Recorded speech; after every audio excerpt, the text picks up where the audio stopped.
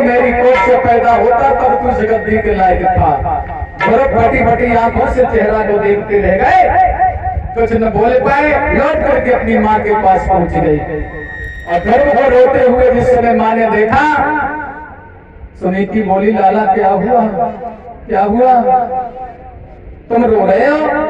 भैया क्या हुआ? दोनों बोले, माँ और कहा था महाराज, मैया मोसी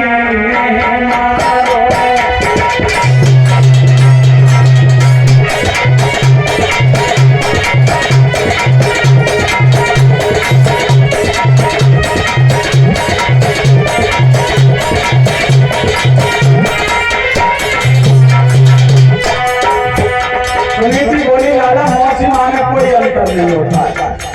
अगर तुम्हारी माँ ने तुमसे कुछ कह दिया है तो कोई बात नहीं, कोई बात नहीं, वो भी तुम्हारी माँ है, तो नहीं लाला कोई बात नहीं।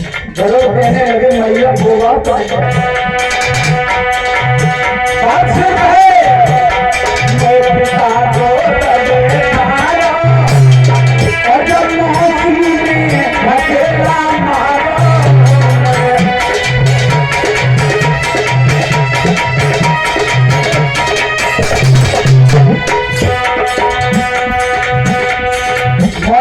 मारती नहीं, लेकिन पिताजी ने कुछ नहीं कहा।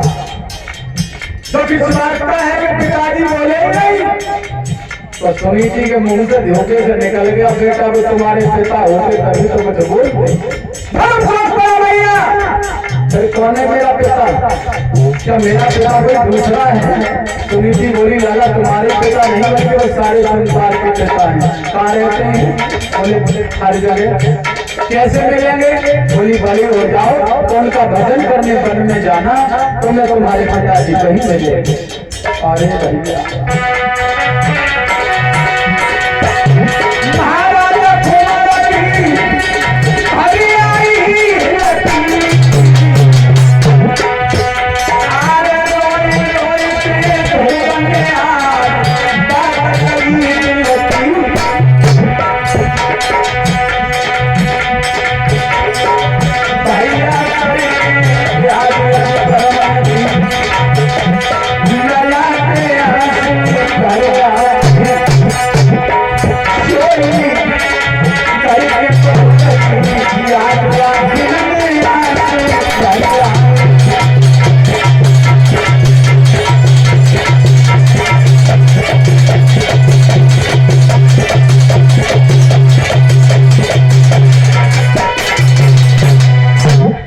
जवाब दिया, मैया मैं तो बड़ा हो गया।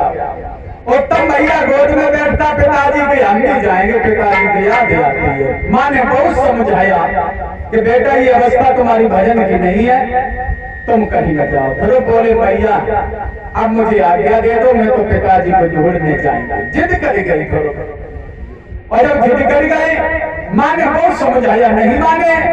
अंत में हुआ ये, अपनी माँ से आज्ञा लेकर के जब चले हैं, इधर उत्तान पाद ने सुना के ध्रुव बन के लिए जा रहे हैं, तो नौकर से कहा कि जाओ से समझा, लगता है भोजन अच्छा नहीं मिलता इसलिए वन को जा रहा है। कहा से भोजन आज से उसे शुद्ध मिलेगा, लेकिन वन के लिए न जाए। नौकर ने जब कहा, ध्रुव घर चलो, तुम्हारे पिताजी ने कहा आज से भोजन तुम्हें शुद्ध मिलेगा, वन को न जाओ।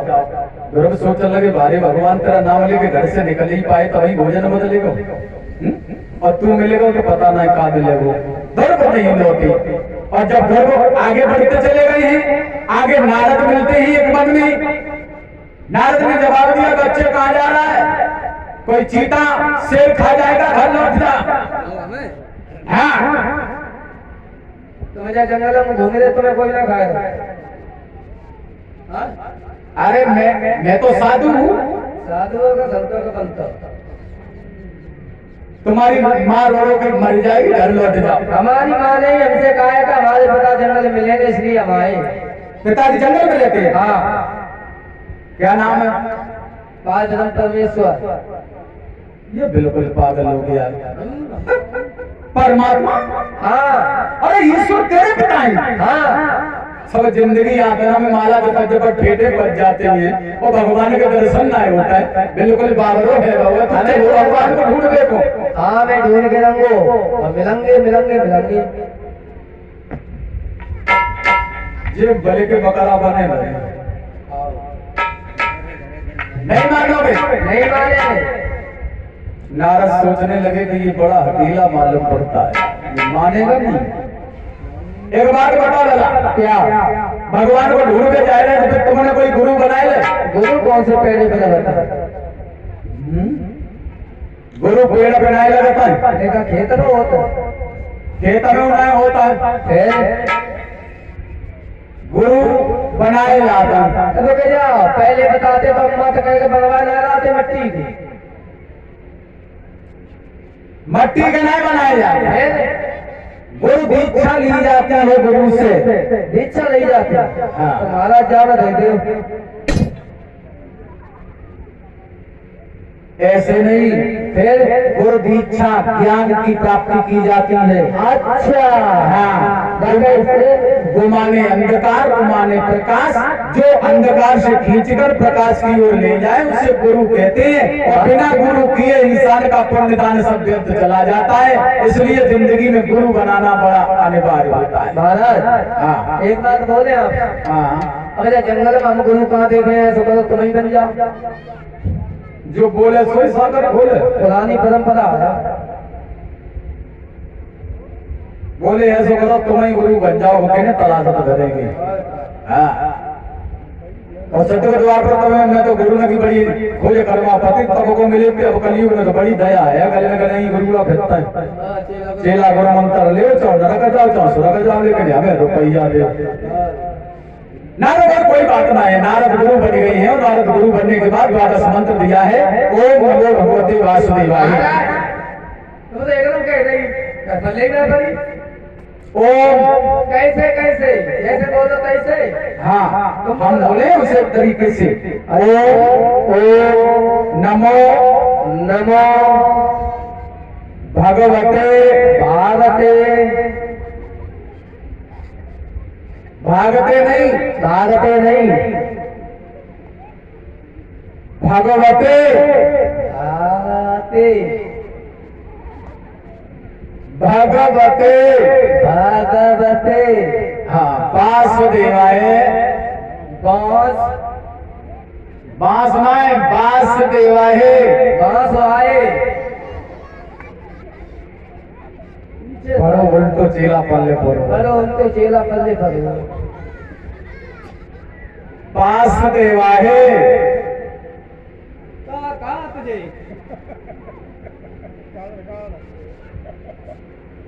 वासुदेवाय। सोई तो हम कहा था हासदेवाय। बड़ी मुसीबत है, बड़ी मुसीबत है। ऐसा ना है, ऐसे ना है। दोबारा करो, दोबारा करो। हम बोल रहे हैं तुम याद करो दोबारा। हम बोल रहे हो तुम याद करो दोबारा।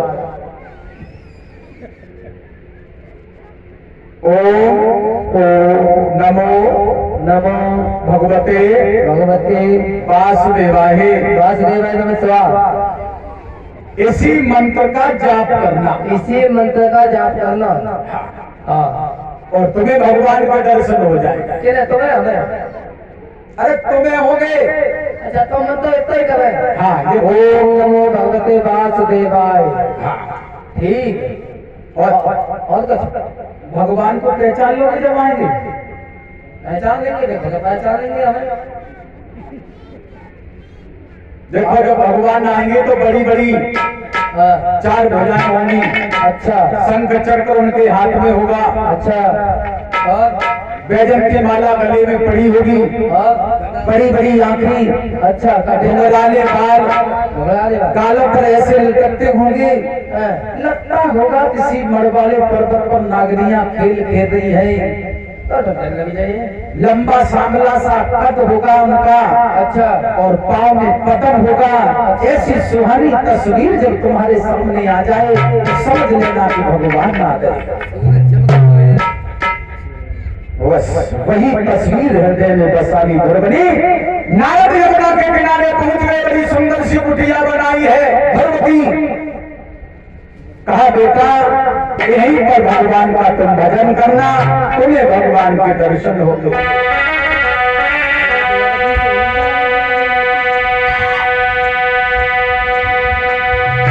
अरे भगवती छोटी पर कुटी जमुना तट पर दिखलाती है।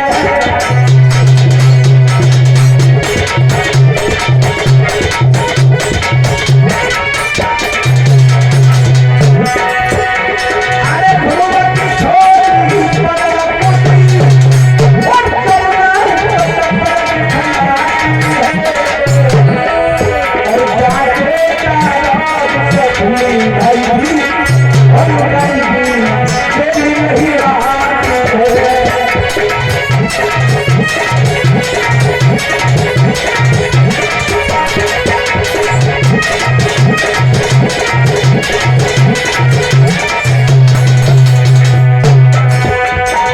ऐसा ही नहीं कहीं मयूं बजाने लगी है सोनी भाई हरे हरे छड़ा है हरी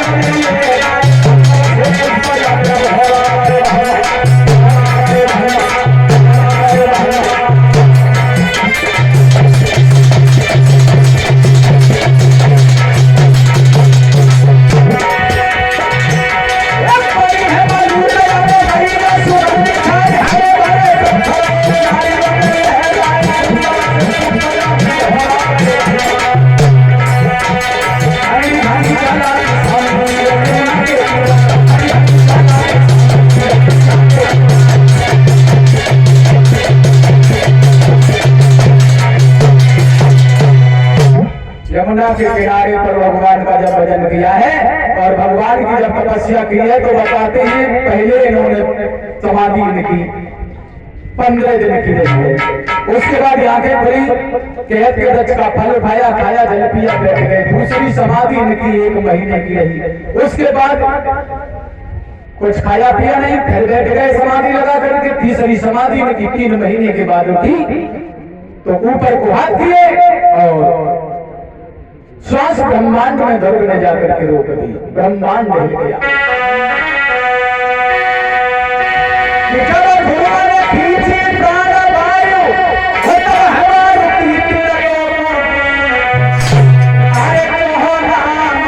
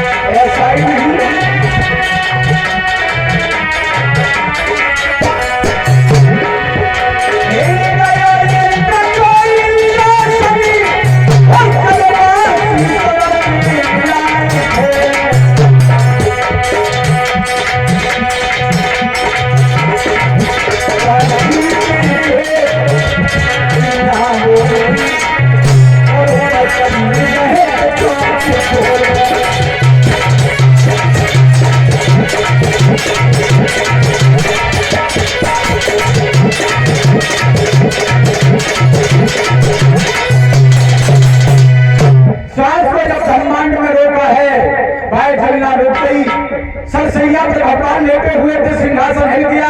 भगवान ने ध्यान धर के देखा है कि मेरा भक्त मुझे बुला रहा है, तो भगवान सिंहासन से उठ करके बाहर खड़े हुए घर के पास पहुंच गए। आवाज लगाई, बेटा मैं आ गया हूँ, आंखें खोलो। और जब ध्रुव ने आंखें खोली हैं, पैरों में गिरने चाहे, उससे पहले भगवान ने अपने भक्त को अपनी बाहों में ले लिया। भगवान की जवाब दिया, बेटा हमसे वरदान मांग लो, मैंने बड़े दुख दिए तुम्हें। जवाब दो, पिताजी तुम बड़े नेटर हो, बड़े नेटर हो, कभी घर नहीं आते हो, मुझे बड़ी याद आती है तुम्हारी। कभी कभी घर आया है, चले आया करो। बोले कोई बात नहीं, अब हम जरूर आएंगे। तो बताया ये गया है कहा एक वरदान मांग लो, तो बोले मुझे वरदान में कुछ नहीं चाहिए। तो बिना मांगे ही भगवान ने जो लोक देवताओं को नहीं दिया था, वो बिना मांगे ध्रुव को भगवान ने दे दिया। जो ध्रुव तारे के नाम से पुकारा जाता है, वही लोक ध्रुव को दिया है। बेटा, जब तक सूर्य चंद्रमा पृथ्वी मौजूद रहेंगे, ये तारा अटल रहेगा। उसके बाद वरदान देने के बाद इंद्र से कहा है कि जाओ ध्रुव को घर छोड़ करके आओ। अब ध्रुव जब घर इंद्र ने छोड़ा, इधर गांव वाले लोगों ने सुना कि ध्रुव तपस्या करके घर आए हैं, तो सब लोग दर्शन के लिए आए। इधर ये 100 रुपए श्रीमान हरि बाबू दूधिया इसी गांव के बसने वाले हैं, इनकी तरफ से श्रीमान हरि बाबू दूधिया जी की तरफ से हमारे पास में 100 रुपए का दान आता है। भगवान इनकी हर मनोकामना को पूर्ण करता रहे। हमारे ठाकुर भगवान हर दरिद्रता से दूर रखे, हर मनोकामना को भगवान कन्हैया पूरी करके रहे।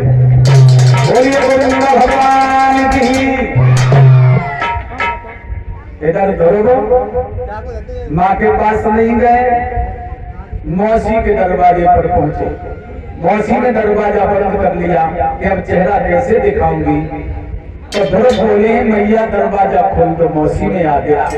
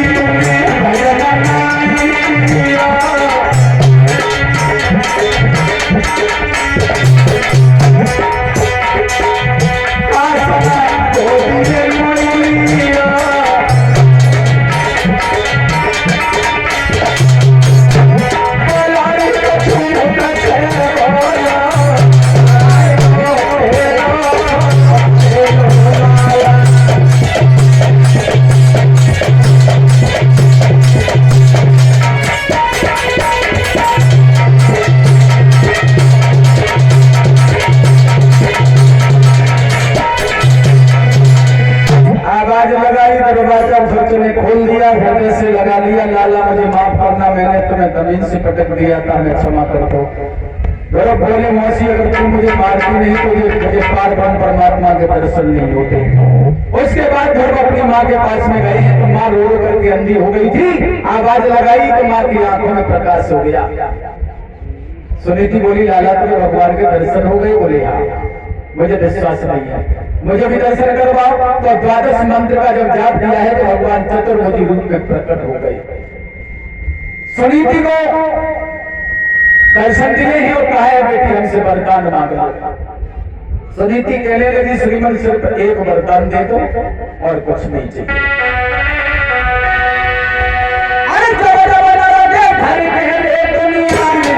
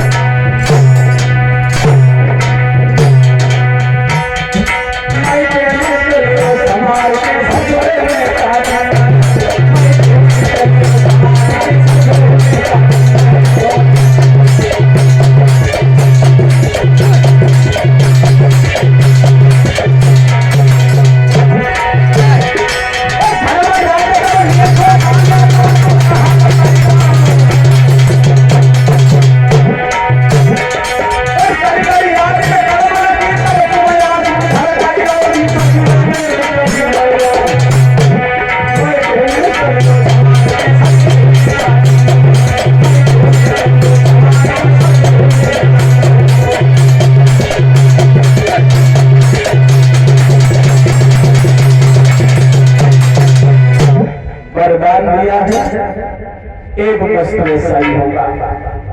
वरदान देने के बाद